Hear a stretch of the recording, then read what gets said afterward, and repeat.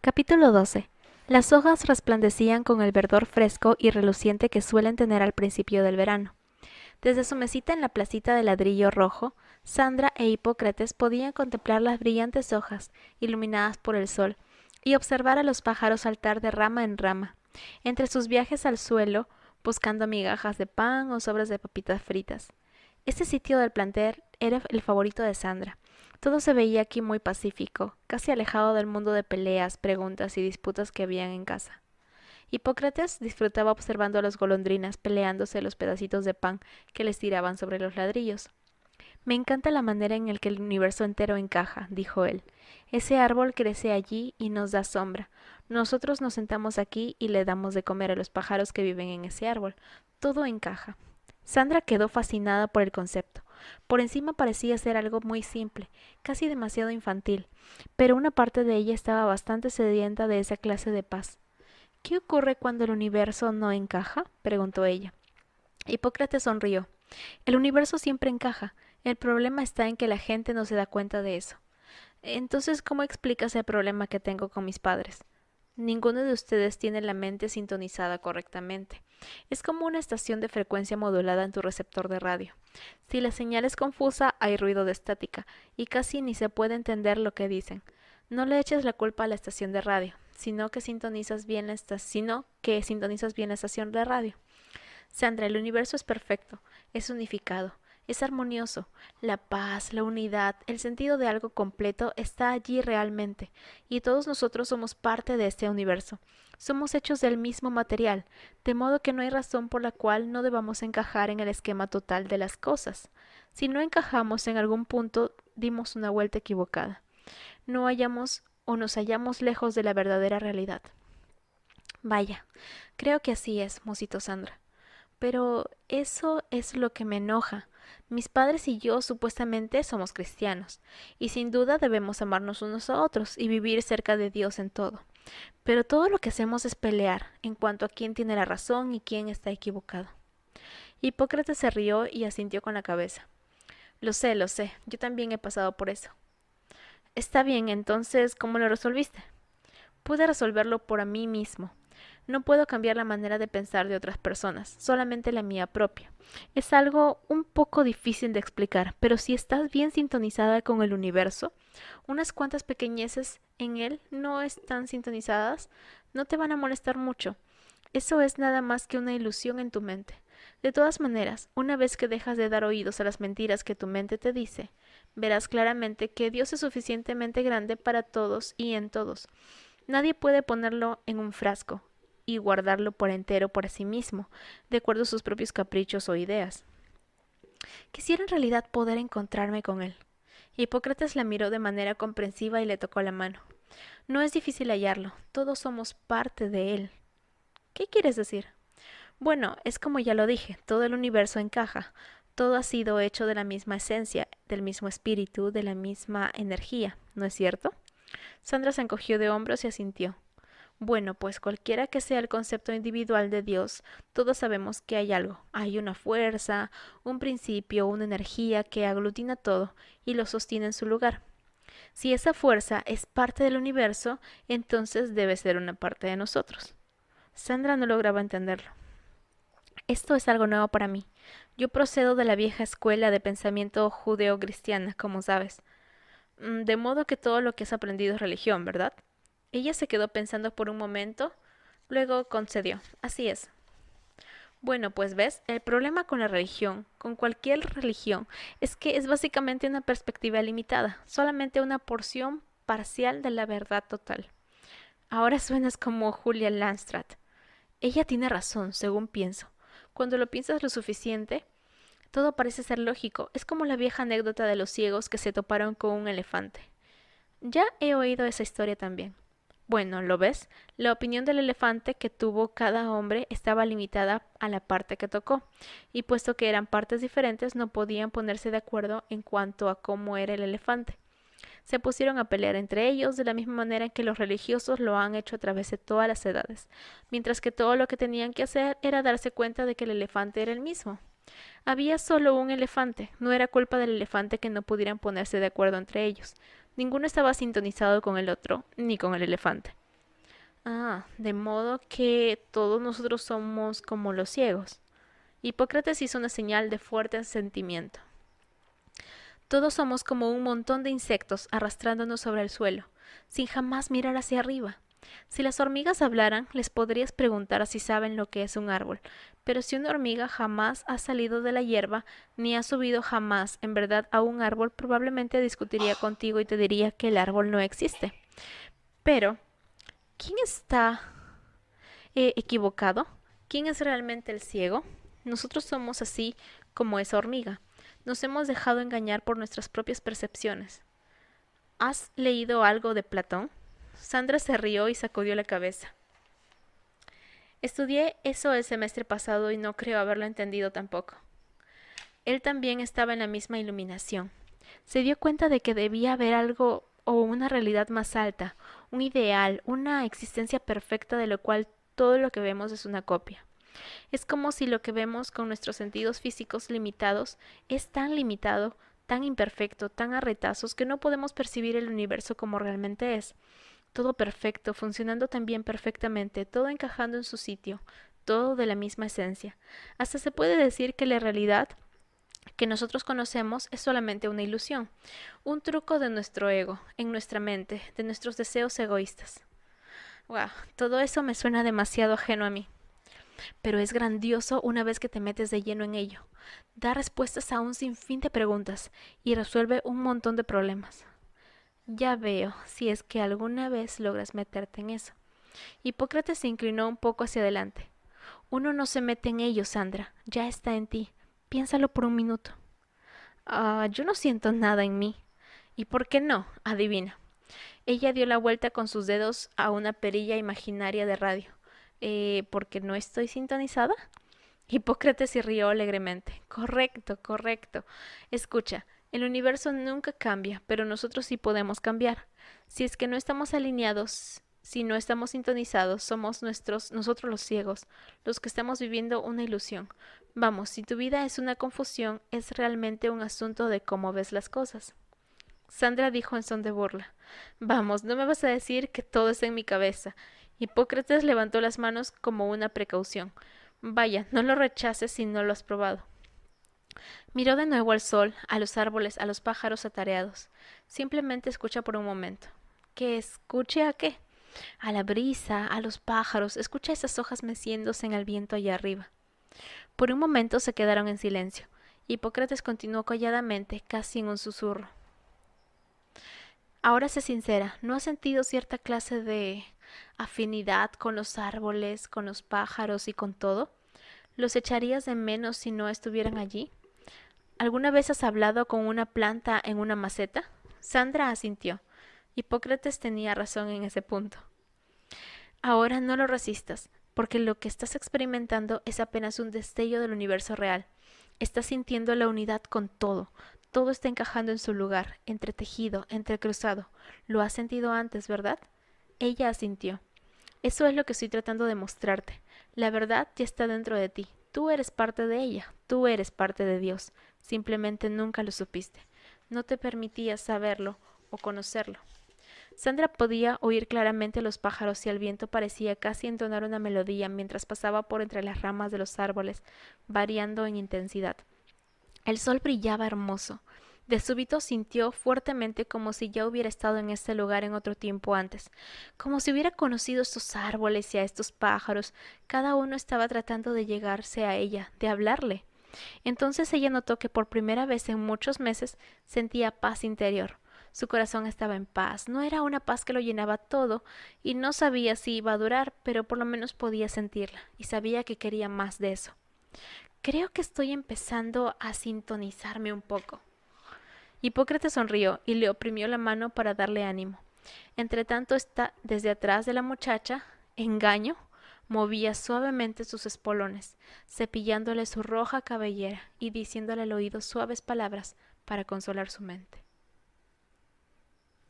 Tael y sus tropas se reunieron de nuevo en la pequeña iglesia y el talante era mejor en esta ocasión. Habían saboreado ya las primeras promesas de una batalla, una victoria, aun cuando fuere pequeña. Había sido ganada la noche anterior. Más que nada, habían más de ellos. Los 23 originales se habían convertido en 47, mientras otros poderosos guerreros llegaban, llamados por las oraciones de... El remanente, dijo Tael con una nota de expectación mientras revisaba una lista preliminar que le había sido presentada. Esión, un pelirrojo guerrero lleno de pecas que había llegado desde las islas británicas, explicó el proceso de la búsqueda. Allí están, capitán, y hay bastantes, pero estos son los que podemos traer de seguro. Tael leyó los nombres. Oh, Juan y Patricia Coleman. Esión explicó, ellos estuvieron aquí anoche y hablaron a favor del predicador. Ahora ellos están más a su lado y caen de rodillas tan fácilmente como ponerse el sombrero. Los tenemos trabajando. Andrés y Jovita Forsythe, ovejas descarriadas, podría decirse, dejaron la iglesia cristiana unida aquí en Ashton por pura hambre. Les traeremos a la iglesia mañana. Ellos tienen un hijo, Ronaldo, que está buscando al Señor. Anda un poco descarriado ahora, pero casi al punto de quedar hastiado de sus caminos. Y muchos más, ya veo, dijo Tael con una sonrisa. Entregó la lista a Willow. Designa a algunos de los recién llegados de esta lista. Reúne a la gente. Quiero que todos ellos se pongan a orar. Willow tomó la lista y conferenció con varios de los nuevos guerreros. ¿Y qué tal en cuanto a amigos y parientes y otras partes? Le preguntó Tael a Esión. Muchos de ellos son redimidos y se hallan listos para la oración. ¿Debo enviar mensajeros para que los estimulen a sentir la preocupación? Tael sacudió la cabeza. No puedo permitir que los guerreros se alejen por mucho tiempo. En lugar de eso, envía mensajeros que lleven la palabra a los que vigilan sobre esas personas y esas ciudades. Y luego que los vigilantes se preocupen por conseguir que esas personas se pongan a orar por sus seres queridos aquí. Dado por hecho. Esión se dirigió a cumplir su cometido, asignando mensajeros que de inmediato desaparecieron para cumplir su misión. Willow había enviado varios guerreros también y estaba emocionado de ver la campaña en marcha. Me gusta esto, capitán. Es un buen comienzo, dijo Tael. ¿Y qué de Rafar? ¿Piensa usted que él ya sabe de su presencia aquí? Cada uno de nosotros conoce muy bien al otro. Entonces él debe de estar esperando pelear, y pronto. Y esa es la razón por la que no peleamos todavía.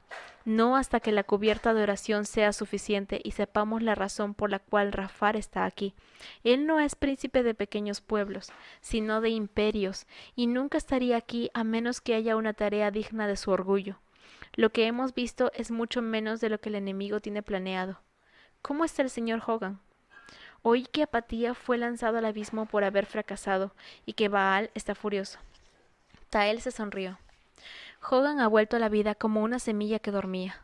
Natán, Armot, ellos se acercaron de inmediato. Ustedes tienen más guerreros ahora. Lleven cuantos necesiten y rodeen a Marshal Hogan. Un número más crecido puede intimidar donde la espada no puede. Willow estaba visiblemente indignado y miró con un suspiro a su espada envainada. Tael le previno. No todavía, valiente Willow, no todavía. Después de la llamada de Marshall a Harmel, el teléfono de Berenice casi saltó de la pared. Marshall ni siquiera le preguntó si podía hacerlo. Solo le ordenó: la espero esta noche en la oficina a las 7. Tenemos trabajo para hacer. Ahora, a las 7:10, la oficina del Clarín se hallaba desierta y a oscuras. Marshall y Berenice se hallaban en el cuarto de atrás, sacando viejos números del periódico de entre los archivos. Teodoro Harmel había sido muy exigente. La mayoría de los números pasados se hallaban pulcramente archivados en enormes carpetas. Veamos, ¿cuándo fue que sacaron a Harmel del pueblo? Preguntó Marshall mientras volvía las páginas de un viejo periódico. Hace como un año, contestó Berenice, trayendo más carpetas a la enorme mesa de trabajo. El periódico operaba con personal al mínimo, hasta que usted lo compró. Edith, Tomás, yo misma y algunos de los estudiantes de periodismo eran los que los manteníamos en pie. Algunos de los números salían bien, algunos otros parecían más bien periódicos de escuela. ¿Como este? Berenice miró el número que pertenecía al mes de agosto anterior.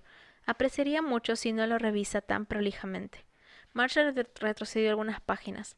Quiero ver los números hasta el tiempo en que Harmel salió. Está bien, el señor Harmel salió en julio. Aquí están junio, mayo, abril. ¿Qué es lo que está buscando precisamente? La razón por la que lo sacaron. Usted sabe la historia, por supuesto. Brummel dice que violó a una muchacha. Brummel dice muchas cosas. Bueno, pues, ¿lo hizo o no lo hizo? La muchacha dijo que sí lo hizo.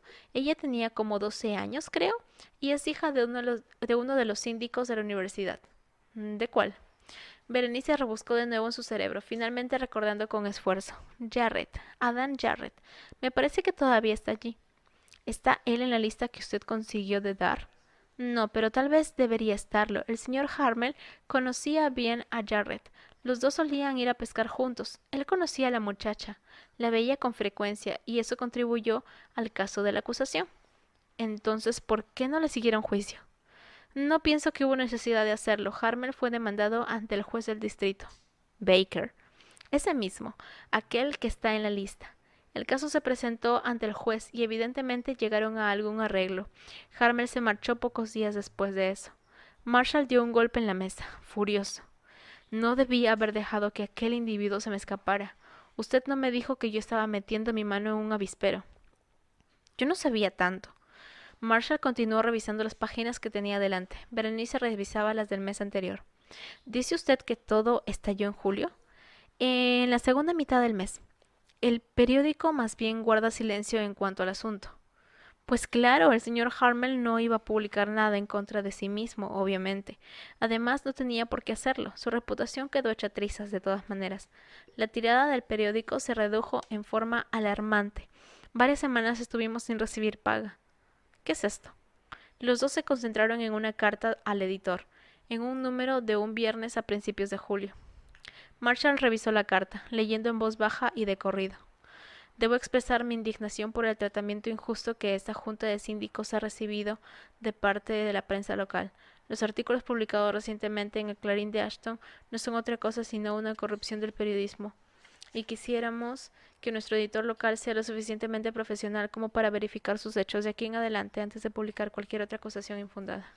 Sí, Berenice se iluminó al recordar. Esta fue una carta de Eugenio Baylor.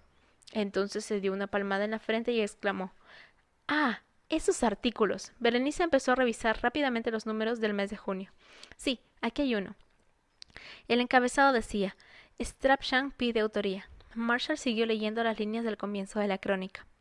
A pesar de la continua oposición de la Junta de Síndicos de la Universidad de Whitmore, el decano, Eleodoro Strachan, pidió hoy que se haga la auditoría de las cuentas e inversiones de la Universidad de Whitmore, todavía expresando su preocupación en relación a los rumores recientes de malversación de fondos.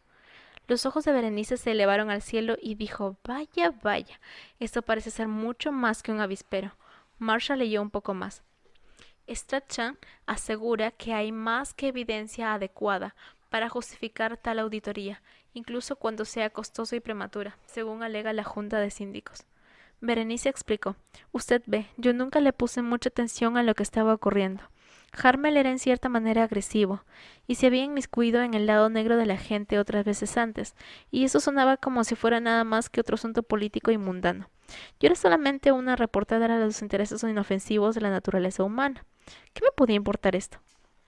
De modo que, dijo Marshall, el decano de la universidad se metió en problemas con los síndicos. Parece como una pelea real.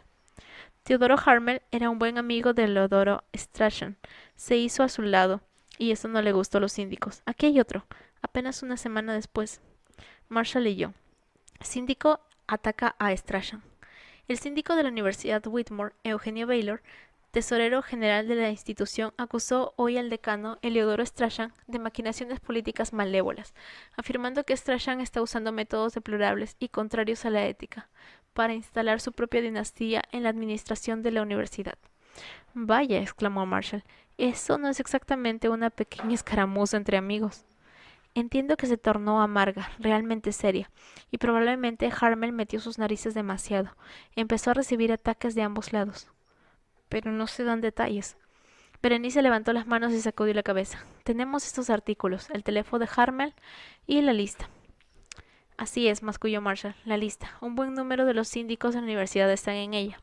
Además del jefe de policía y el juez del distrito, los que malograron los planes de Harmel. ¿Qué le ocurrió finalmente a Strachan? Ah, lo despidieron. Berenice volvió a voltear otras hojas de viejos clarines. Una página suelta salió despedida y fue a caer al piso. Marshall la levantó. Algo que vi en la página le llamó la atención y se quedó leyéndola hasta que Berenice encontró lo que buscaba, un artículo de fines de junio. Sí, aquí está, dijo ella. Strachan despedido. Citando como razones conflictos de intereses e incompetencia profesional, la Junta de Síndicos de la Universidad de Whitmore pidió hoy únicamente la renuncia del decano Strachan. No es un artículo muy largo, comentó Marshall.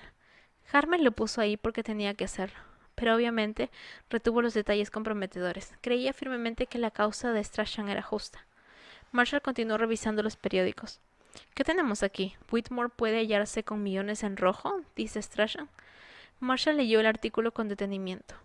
Un momento, está diciendo que la universidad se halla en un serio problema, pero no dice cómo es que lo sabe.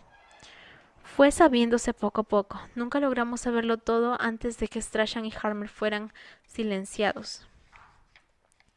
Pero millones, estaban hablando de mucho dinero aquí. Pero, ¿ve usted todas las conexiones? Así es, los síndicos, el juez, el jefe de policía, John, el controlador, y no se sabe quién más. Todos estaban conectados con Julia Landstrat y muy callados en cuanto a ello. Y no se olvide de Teodoro Harmel. Sí, él también se quedó callado. Quiero decir, realmente callado. Ese individuo está asustado hasta el tuétano, pero no fue un miembro muy leal del grupo si se puso de parte de Strachan y en contra de los síndicos. De modo que ellos lo mandaron a sacar, por así decirlo, junto con Strachan. Quizás, pero todo lo que tenemos hasta aquí es nada más que una teoría, y no es muy clara que digamos. Pero por lo menos tenemos una teoría, y mi encarcelamiento encaja en el modelo. Demasiado fácil, sin embargo, pensó Marshall en voz alta. Necesitamos comprender lo que estamos diciendo. Estamos hablando de corrupción política, abusos, dolo, apropiación de fondos. ¿Y quién sabe qué más? Mejor asegurarnos por completo. ¿Qué fue esa página que se cayó? ¿Eh? La que usted recogió. Ah, estaba fuera de su lugar. Está fechada en enero. Berenice buscó en el estante la carpeta apropiada. No quiero que los archivos se mezclen después. Hey, ¿por qué la dobla? Marshall se encogió un poco de hombros, la miró con mirada gentil y desdobló la página. Ella la tomó y la miró, y el titular decía, conclusión, muerte de la Kruger fue suicidio. Dejó la hoja rápidamente. Me figuré que usted no quería que se lo recordaran, dijo él. Ya he visto esto antes, dijo ella en forma cortante. Tengo una copia en mi casa. Yo acabo de leer el artículo. Lo sé. Ella sacó otra carpeta y la abrió sobre la mesa de trabajo. Marshall, dijo ella, usted debe mejor saberlo todo. Puede que vuelva a asomar, el caso todavía no ha quedado resuelto en mi cabeza, y es una batalla muy difícil para mí. Marshall alzó un suspiro y dijo, usted fue la que empezó esto, recuérdelo. Berenice continuaba con los labios apretados y el cuerpo rígido. Se esforzaba por parecer una máquina a la que no le importaba el asunto. Señaló la primera historia, fechada a mediados de enero. Brutal muerte en universidad. Marshall leyó en silencio. No estaba preparado para los horribles detalles. La historia no está relatada en forma exacta, comentó Berenice, con un tono de voz muy cuidadoso. Ellos no encontraron a Patricia en su propio dormitorio. La encontraron en un cuarto desocupado al otro lado del edificio. Creo que algunas de las muchachas solían usar ese cuarto para estudiar a solas, cuando los dormitorios se ponían demasiado ruidosos. Nadie supo dónde estaba ella hasta que alguien vio que la sangre empezaba a correr por debajo de la puerta. Su voz se quebró, y ella volvió a apretar la boca fuertemente. Patricia Elizabeth Kruger, de 19 años, había sido hallada en uno de los dormitorios, desnuda y muerta, con la garganta cortada. No había señales de violencia. La universidad completamente estaba en un estado de estupor, y no habían testigos. Berenice volvió a otra página y leyó otro titular. Ninguna pista en la muerte de Patricia Kruger. Marshall leyó la crónica rápidamente, sintiendo más y más como si estuviera invadiendo un área sensible, en la que no le correspondía estar. El artículo indicaba que no había aparecido ningún testigo, y que nadie había visto ni oído nada, y que no había ni la menor idea de quién pudieran haber sido el asaltante. Y usted ya leyó el último artículo, dijo Berenice. Finalmente ellos concluyeron que fue suicidio. Dijeron que mi hermana se había desnudado y que ella misma se había cortado la garganta. Marshall quedó incrédulo. ¿Y eso fue todo? Eso fue todo. Marshall cerró despacio la carpeta. Nunca había visto a Berenice tan vulnerable. La enérgica pequeña reportera, que pudo sobrevivir en una celda llena de prostitutas, también tenía una herida abierta, más allá de toda curación posible. Él le puso suavemente las manos sobre los hombros. Lo lamento, le dijo. Por eso es que vine para acá, usted sabe. Ella se limpió los ojos con los dedos, buscando un pañuelo desechable para limpiarse la nariz. Yo yo no podía dejar el asunto tranquilo así porque sí. Yo conocía a mi hermana, la conocía mejor que ninguna otra persona. Ella no era la clase de persona como para hacer algo así. Era feliz, bien centrada, le gustaba la universidad. En sus cartas demostraba que estaba bien. ¿Por qué no lo dejamos de lado por esta noche? Berenice no dio muestras de haberle oído. Revisé su dormitorio, el cuarto donde murió, la lista de nombres de todas las muchachas que vivían en ese edificio. Hablé con cada una de ellas, revisé los informes de la policía, el informe médico forense y revisé todos los efectos personales de Patricia. Traté de hablar con la compañera de cuarto de Patricia, pero ya se había marchado. Todavía no puedo recordar su nombre. La vi brevemente cuando estuve en una ocasión por aquí de visita. Finalmente decidí quedarme por aquí, conseguirme un trabajo, esperar y ver. Tenía alguna experiencia en periodismo, de modo que el trabajo fue fácil de encontrar. Marshall le puso el brazo sobre los hombros. Bueno, pues escuche, yo voy a ayudarla en todo lo que pueda. No tiene por qué llevar este peso sobre sus hombros sola. Ella sintió un poco de alivio y se inclinó hacia él apenas lo suficiente como para dejarle saber que apreciaba eso. No quiero molestarlo. Usted no me está molestando. Escuche, tan pronto como quiera podemos volver sobre el asunto y revisarlo todo de nuevo. Todavía debe haber algunos indicios en alguna parte. Berenice apretó los puños y gimió. Si solamente pudiera ser más objetiva en todo esto. Marshall dejó escapar una risita y le dio un amistoso apretón. Bueno, quizás yo puedo manejar ese extremo. Usted está haciendo un buen trabajo, Berenice. No se desanime. Esta es una buena muchacha, pensó Marshall, y hasta donde podía recordarlo era la primera vez que la había tocado.